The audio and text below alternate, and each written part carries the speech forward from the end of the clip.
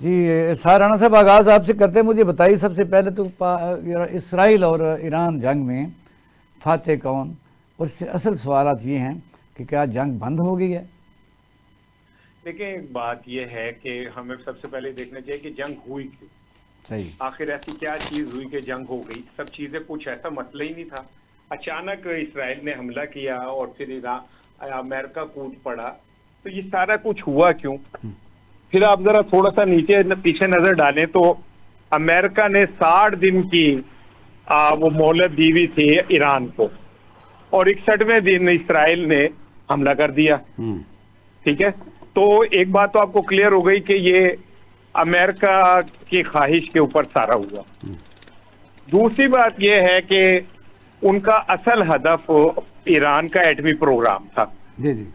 उन्होंने वो एटमी प्रोग्राम ताकत के जोर पे तबाह कर दिया, इंफ्रास्ट्रक्चर तबाह कर दिया, और अब सूरत हाल ये है कि ईरान को एक अरसा लग जाएगा अपने एटमी माहौल को बनाते हुए दोबारा। ये तो अमेरिका की बात है ना, क्योंकि अरसा लगने का तो वो कह रहे हैं। ईरानी वजीर खारजा ने भी इसका एतराफ किया कि हमारे जो वो एटमी असासे हैं उनको नुकसान पहुंचा है। जी जी। उन्होंने एतराफ किया है।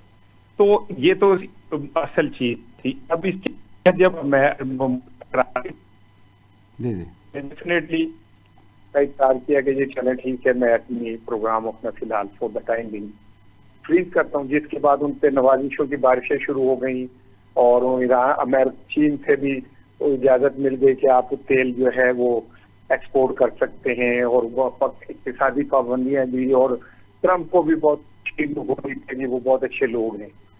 तो अब जीता राणा साहब वाकई बड़े अच्छे लोग हैं, लेकिन ये है कि मुक्के के बाद ज़ाहिर अच्छे लोग नज़र आते हैं। पाकिस्तान को भी इजाज़त मिल जाए कि जो हम 200 की 60-70 का तेल इस्तेमाल करके हमारी हालत बदली हुई है, हमें भी कोई इजाज़त दे देगा ईरान को कि वहाँ से तेल ले लें लीगली? देखें, हमसे तो उसकी मोहब्बत ही बहुत आगे बढ़ गई है। अच्छा। और अब तो हमारे साथ मोहब्बत का पैमाना ही कुछ और है। अच्छा। हो सकता है कि वो ये अच्छी जी जी, आवाज आपकी बैठ गई है। जी ब्रिगेड साहब, आप इससे आगे। ब्रिगेड साहब, आप सुन रहे थे कि इस वक्त ईरान और इसराइल जंग के ऊपर ज़ाहिर है इससे थोड़ी सी बात करनी है, फिर हम पीटीए पर बात करेंगे।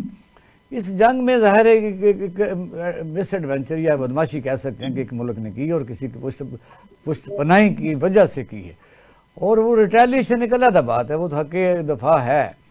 अब ये जंग का जो जिस पर कई मुल्क कहते हैं कि सदर ट्रंप पर भी इतबार कम ही किया जाता है कि जब उन्होंने कहा 2 हफ्ते दूंगा तो फिर रात को वो चढ़ दौड़ा, खुद ही चढ़ दौड़ा।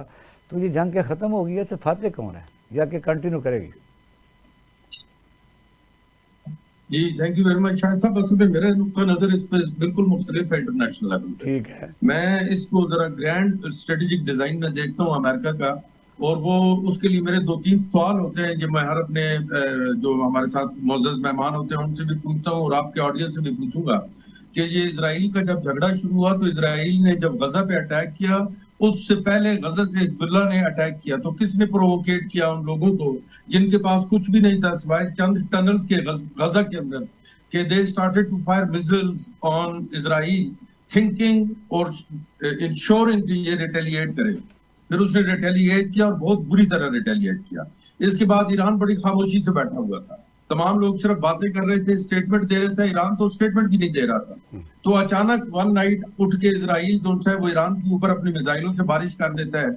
इसके पीछे हु प्रोवोकेटेड इजराइल को किसने प्रोवोकेट किया कि ये काम करो? इसके जरा थोड़े से और पीछे चले जाते हैं। ये स्कूल ऑफ थॉट भी है, स्कूल ऑफ थॉट ये भी डिस्कशन में है सर। ये सर ब्रिगेड सर, ये स्कूल ऑफ थॉट जो आप बात कर रहे हैं ये भी डिस्कशन में आजकल आ रहा है सर। इसके पीछे रीजन है, इसके पीछे रीजन देखिए ना, मैं जंग के बारे में कहता हूं कि जंग का एक नेचर है, एक कैरेक्टर है। कैरेक्टर जंग का तब्दील होता रहता है, जब उसकी नेचर वही रहती है, डिस्ट्रक्शन, तबाही, बर्बादी, सारा कुछ, चाहे वो इकोनॉमिक लेवल पे हो, चाहे पानी के लेवल पे हो, चाहे माशी तौर पे हो, चाहे कुछ भी हो। इस वक्त दुनिया जो सी है वो इकोनॉमिक वॉर की तरफ जा रही है। इससे 2-3-4 अहदाफ हासिल किए ट्रंप ने। ट्रंप बड़ा कनिंग, बहुत ही चालाक, बहुत ही, जैसे कहते हैं ना, मैं तो उसको कहता हूँ कि उसका strategic acumen as a statesman हम तमाम लोगों से ज्यादा यकीनन वो प्रेसिडेंट है सुपर पावर का।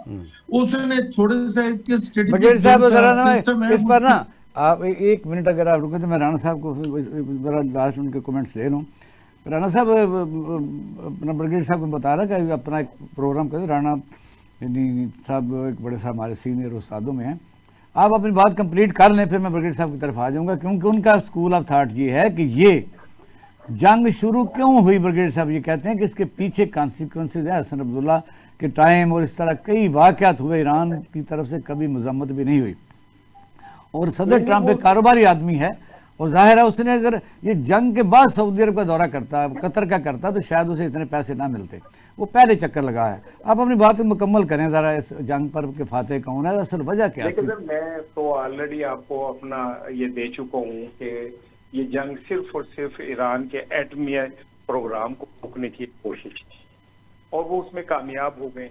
हाँ, इसमें ये जरूर है कि जो हमारे मुस्लिम उनका किरदार बड़ा शर्मनाक है और उन्होंने देखे ना, इसराइल के तैयारे वहां से चले, उर्दन को क्रॉस करते हुए, लेबनान, शाम को क्रॉस करते हुए आए, ईरान पे उन्होंने बमबारी की, वापस चले गए और ईरान ने जब रिटेलिएट किया तो उन्होंने अपनी फिजाई हदूद बंद कर दी। सऊदी अरब का दौरा करके गया ट्रंप, कुवैत का दौरा करके गया, उन्होंने $40 मिलियन का उन्हें तैयारा पेश किया। तो तैयारियां सब कुछ तय थी, तैयार, सबको पता था कि क्या होने जा रहा है और उसके बाद वही हुआ जो ट्रंप चाह रहा था।